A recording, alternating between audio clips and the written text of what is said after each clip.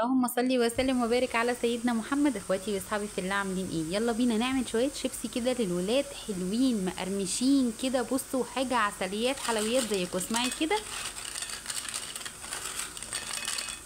سمع بقى صوت الشيبسي بتاعنا حلو ازاي. صلي على الحبيب علشان خاطر قلبك يطيب، وحطي اللايك وتعالي شوفي عملنا الجمال ده ازاي.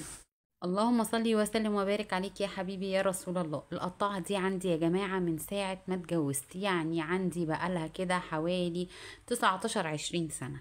ما بستغناش عنها بالذات في الشيبسي. اي قطاعة عندك تقدري تستخدميها، بس انا بحب القطاعة بتاعت زمان دي قوي جدا يعني. هي كان معاها علبة كده ومعاها شوية حاجات كده. فبصوا وانتي بتقطعي كمان تخلي بالك، لان سيفها حامي. بصوا رغم ان هي بقالها سنين عندي، لكن السيف بتاع بصراحة السكينة بتاعتها كان حامي جدا. بصوا كده بسم الله ما شاء الله، بتقطعه رفيع وحلو جدا ازاي كده زي ما انتوا شايفين. بجد بجد بيطلع حلو معاكي. وقطعي باي قطاعه متوفره طبعا عندك. هخلص كل التقطيع وهقولك على خطوه مهمه بنعملها علشان خاطر الشيبسي يطلع معاكي مقرمش. هنا بقى كده من اهم الخطوات، وهي غسيل البطاطس كويس جدا جدا. لازم ميه البطاطس تبقى صافيه كده زي ما انتي شايفه. وشايفه حجم الشيبسيه بصوا عامل ازاي، او حجم البطاطسايه عامل ازاي. اول حاجه هنزل، دول كانوا 3 بطاطسات، هنزل عليهم بربع كوبايه من الخل. طبعا انا عارفه معياري، لكن انا بقولك انتي هتعملي ايه.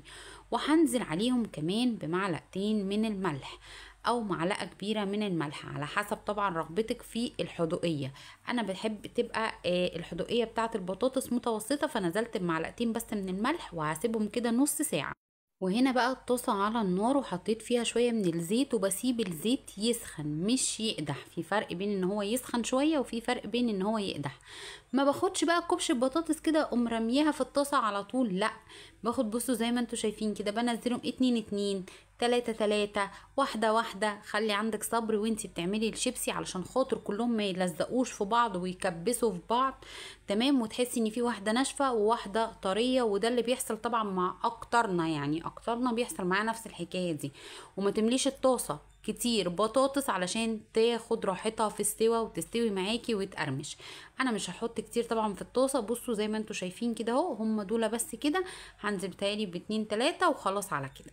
هنا بقى حبيت اقولك، شفتي بقى ان احنا لما بننزل البطاطس حبة صغيرين، وكمان واحدة واحدة او 2 2، ولا بيلزقوا في بعض ولا بيحصل لهم اي حاجة. بصوا اللهم بارك حلوة ازاي، وكلهم بعاد عن بعض ومش لازقين كمان في بعض. ودي النقطة المهمة علشان خاطر كل بطاطسية تطلع معاكي متحمرة ومتقرمشة. هنا بقى البطاطس ابتدت ان هي تتحمر معانا كده، نبتدي ان احنا نقلب فيها كده زي ما انتوا شايفين شمال ويمين. وتخلي بالك طبعا لان في بطاطس في السوق مش بتتحمر، بتطرى كده وما بتبقاش حلوة. شايفين الحلاوة؟ حاجة بسم الله ما شاء الله زي ما انتوا شايفين كده. وهنا بقى ادي البطاطس معانا حاجه بسم الله ما شاء الله. في بدايه الفيديو مرضتش اشيل الصوت علشان تسمعوا الصوت، وطبعا لما بتبقى طريه بتبقى باينه. وهي هنا بسم الله ما شاء الله ولا واحده فيهم كانت طريه. حط لها بقى ملح وكمون، حط لها طعم كاري، حط لها طعم فراخ، حط لها الطعم اللي يعجبك ويعجب اولادك. بس انا عن نفسي بحب اكلها كده، بتبقى تحفه بجد وحلوه بجد. واقول لكم زي ما بقول لكم كل مره، يا رب الطريقه والفكره تكون عجبتكم. السلام عليكم.